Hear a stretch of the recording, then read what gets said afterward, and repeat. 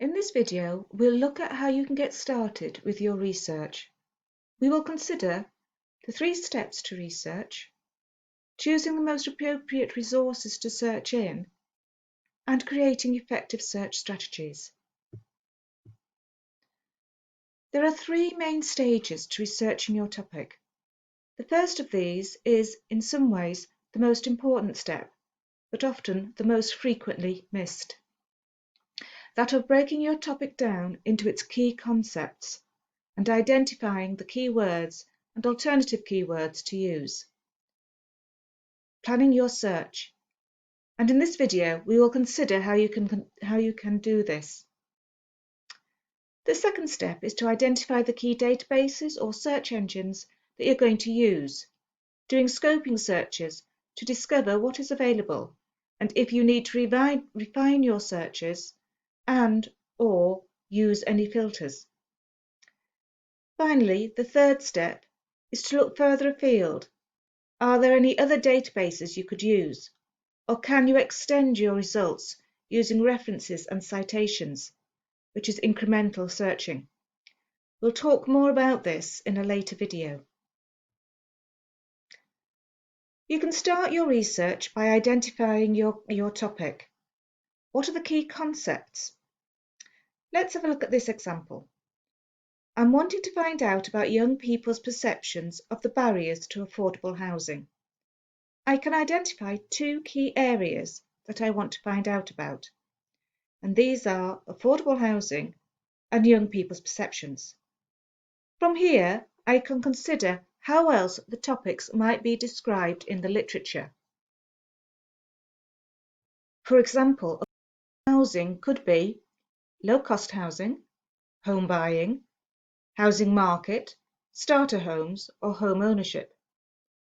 Young people's perceptions could be attitudes, young adults, first-time buyers, low-income households, or Generation Y. Think about your topic and produce a mind map like this, identifying the key words you want to use to search. You can always change these as you find out more about the literature and the terminology that is used. When you do your searches, you can combine search terms using the word "and". This will narrow your results, making it more focused as all the terms need to appear in the search results. For example, first-time buyers and attitude and home ownership. Note that I've used speech marks around first-time buyers and home ownership. Speech marks are a very powerful tool, forcing the search engine to look for the phrase. Without them, the search engine will look for each word independently, not a focused search. I have also used the star symbol after attitude, taking the word back to its root and finding all possible endings for that word, such as attitude and attitudes. This will get you started with your searching, but as you progress, you may want to refine this search, adding or removing keywords depending on the results that you find. Refining your search. You can add in alternative terms, young adult or first-time buyers. Using "or" will look for these alternative words or phrases. Narrow your search using "and" to combine multiple terms. Use the star symbol to find all possible word endings or plurals, as we've already talked about. You can use the speech marks for phrase searching. If you're finding too many results, try focusing your search by using the field search options. For example, the title search or author search. Or try limiting your results by date. If you're finding too few results, try another database. A completed search might look something like this: young people, or young adults, or young adulthood, or first-time buyers, or adulthood, or first-time homeowners, or cohabiter. combining the search terms with the or option to look for the alternative terms.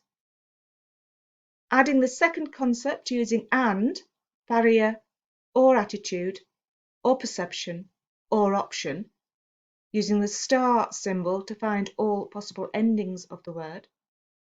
And finally, combining that using and with affordable housing, or home ownership, or starter home, or home ownership as one word, or shared ownership, again using speech marks for phrase searching. The use of and enables you to link multiple searches. This approach is called combining sets or queries. To get started, you could do a scoping search and look at some review articles or journal articles, or possibly professional organisation reports or industry publications. You can scan recent editions of key journals, read secondary resources such as textbooks for overviews and background information, and check what is being written in trade publications and by professional bodies via the organisation website.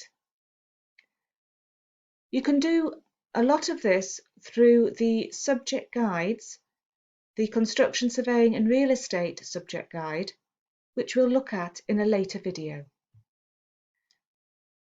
You will want to be strategic and choose the most appropriate resources for your searching. When you are starting your search, you might want to look at something like library search, which includes all of the information that we have readily available, both in print and electronic. From there, you can move on to the specific resources, such as the subject-specific databases and journals. And finally, you could do internet searches, such as on Google Scholar, to look for professional body papers.